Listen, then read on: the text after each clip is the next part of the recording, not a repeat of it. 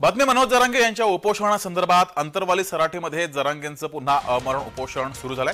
मराठा आरक्षणासाठी हैदराबाद गॅझेट तसंच इतरही अटी आहेत त्या संदर्भात उत्तर द्यावं अशी मागणी जरांगे यांनी केलेली आहे। हैदराबाद गॅझेट लागू करण्याची मागणी सुद्धा जरांगेंनी केली आहे। मराठवाडा मुक्तीसंग्राम दिनाच्या दिवशी जरांगे यांनी उपोषण सुरू केले। यावेळेस Hyderabad gadget, Bombay gadget, Satara gadget लागू करावं अशी मागणी जरांगे यांनी केली।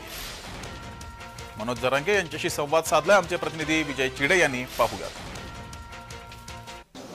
मराठा समाजाला हक्काचं आरक्षण मिळावे यासाठी मनोज जरांगे पाटील मागील वर्षभरापासून जर पाहायला गेलं तर सराटी अंतरवाली या ठिकाणी अमरण उपोषण करताना आपल्याला पाहायला मिळत आहे। आज पुन्हा एकदा सरकारला जे आहे त्यांनी सरकारला सुनावलं आहे आणि पुन्हा सहाव्यांदा जे आहे ते मनोज जरांगे पाटील हे सराटी अंतरवाली या ठिकाणी उपोषणाला बसले आहे। मध्यरात्री आता 12 वाजता जे आहे आज पाहायला गेलं तर मराठवाडा मुक्ती संग्राम दिन आहे। याच दिवशी जे आहे ते मनोज जरांगे पाटील हे पुन्हा उपोषणाची घोषणा जी आहे त्यांनी केलेली आहे, उपोषणाला बसले आहेत। माझ्यासोबत बोलण्यासाठी स्वतः जरांगे पाटील आहेत। पाटील काय सांगाल, पुढील भूमिका कशी असणार आहे?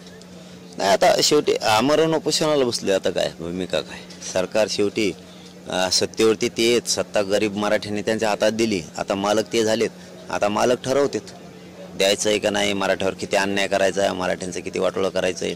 83 क्रमांकाला मराठा आणि कुणबी एक असून दिलं जात नाही, बाकीच्यांच्या पोटजाती उपजाती म्हणून आरक्षणात घातल्यात। पूर्वी थोड्या जाती होत्या, आता 350-400 जाती झाल्यात। मराठ्यांची पोटजात कुणबी होत नाही का?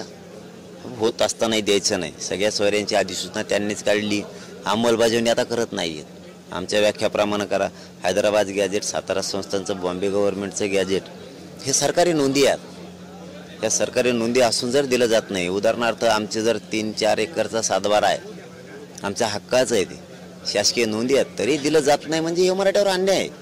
तसं आमचं आरक्षण हक्काचं आहे, बाकीच्यांच्या नोंदी पण नाही आहेत तरी त्यांना आरक्षण दिलं गेलं, निकष लावला गेला मागास सिद्ध आहेत म्हणून।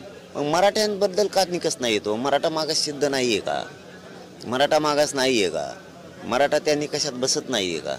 मराठ्यांच्या तर 1884 पासूनच्या नोंदी आहेत, 1909 पासूनच्या आहेत। नक्कीच जर पाहायला गेलं तर आता सरकारने जे आहे तात्काळ आरक्षणाचे जे आहे ते अंमलबजावणी करावी अशी मागणी आता मनोज जरांगे पाटील यांनी केलेली आहे। कॅमेरा पर्सन शिवा दयानंदसह विजय चिडे, सराटी अंतरवाली, जय महाराष्ट्र।